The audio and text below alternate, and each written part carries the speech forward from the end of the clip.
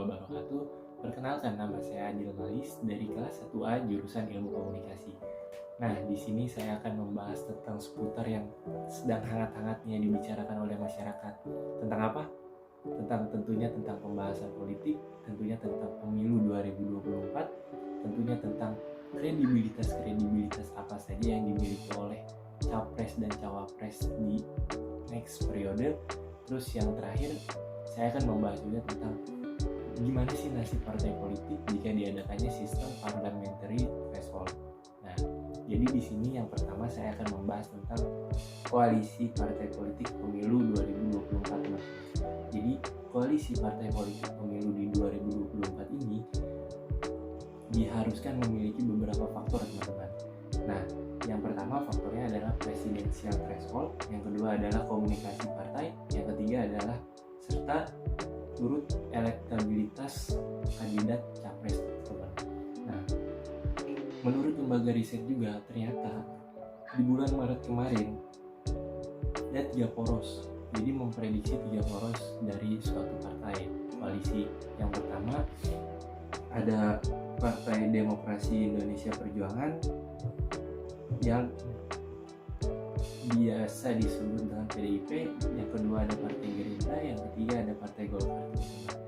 Nah, di sini masyarakat pun bertanya-tanya, siapa yang sekiranya bisa menjadi favorit, siapa yang sekiranya bisa menjadi acuan, siapa yang bisa menjadi pengumuman dalam pemilihan capres dan cawapres pada periode 2024 ini. Jadi kemarin terdapat survei, ternyata ada survei yang membuktikan bahwa Ganjar Pranowo lah yang menjadi pemenang surveinya.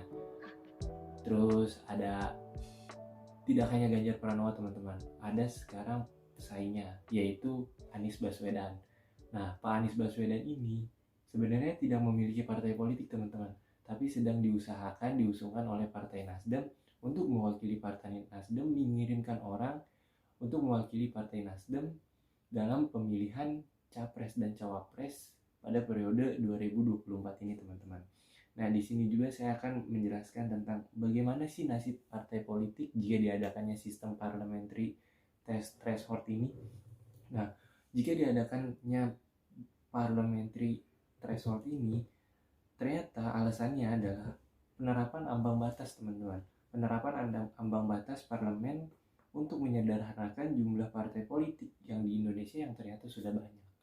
Jadi gimana caranya untuk menyederhanakan jumlah partai politik yang dinilai sudah banyak? Makanya digunakannya sistem parliamentary threshold ini. Ambang batas parlemen pertama kali diterapkan pada pemilu 2009, teman-teman. Ternyata sudah lama juga diterapkannya pada pemilu 2009 ini, teman-teman. Jadi harapan masyarakat untuk the next pemimpin di tahun 2024 ini yaitu, teman-teman, bukan dari siapa partai politik yang mengusungkannya, tetapi dari bagaimana cara orang yang berkompetisi, yang mewakili dirinya, yang mencalonkan dirinya sebagai capres dan cawapres untuk periode selanjutnya. Itulah, teman-teman, yang bisa teman-teman nilai dalam pemilihan umum pada tahun 2024 nanti, teman-teman. Jadi bukan siapa yang mengusungkan partai politiknya, siapa itu partai politik yang mengusungkannya, tetapi dilihat dari orangnya, dilihat dari elektabilitas, kredibilitas, dan tanggung jawab dari seseorang yang mewakili dirinya, yang mencalonkan dirinya sebagai capres dan cawapres pada periode selanjutnya, teman-teman.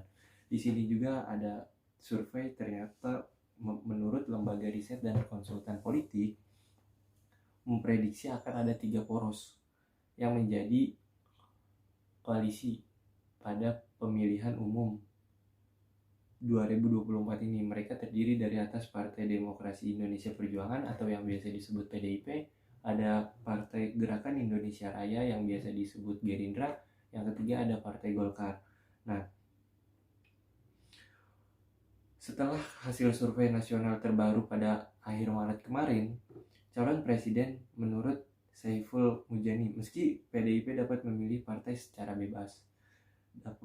Nah, jika melihat dari sejarah hubungan komunikasi yang terjalin, PDIP berpeluang berkoalisi dengan Partai Persatuan Pembangunan atau yang biasa disebut P3. Nah, capres dari PDIP telah berpasangan dengan tokoh NU yang dimulai pada pemilu 2004.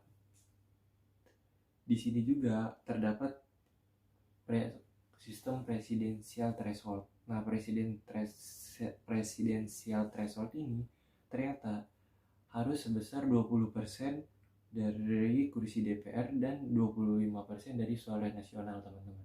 Jadi mewajibkan siapa yang bakal mencalonkan dirinya, partai politik harus memenuhi kewajiban itu, teman-teman. Jadi berbijak-bijaklah untuk memilih suatu pemimpin untuk the next periode selanjutnya. Lihatlah dari segi orangnya, lihatlah dari segi visi dan misinya, dari segi tanggung jawabnya, dari segi bagaimana cara bekerja, bagaimana cara memvisi misikan, bagaimana cara menerapkan hak menjadi seorang pemimpin yang benar. Itu yang harus teman-teman pilih, yang harus teman-teman bisa dibilang dukung. Jadi bukan dari siapa partai politiknya, tetapi dari bagaimana cara bekerja, bagaimana cara menerapkan visi misinya, bagaimana dilihat dari track record walaupun bagus, tetapi dilihat dari kredibilitas dari seorang itu tersebut, teman-teman. Jadi itu aja yang bisa saya sampaikan. Kurang lebihnya mohon maaf. Wabillahi taufiq wal hidayah. Wassalamualaikum warahmatullahi wabarakatuh.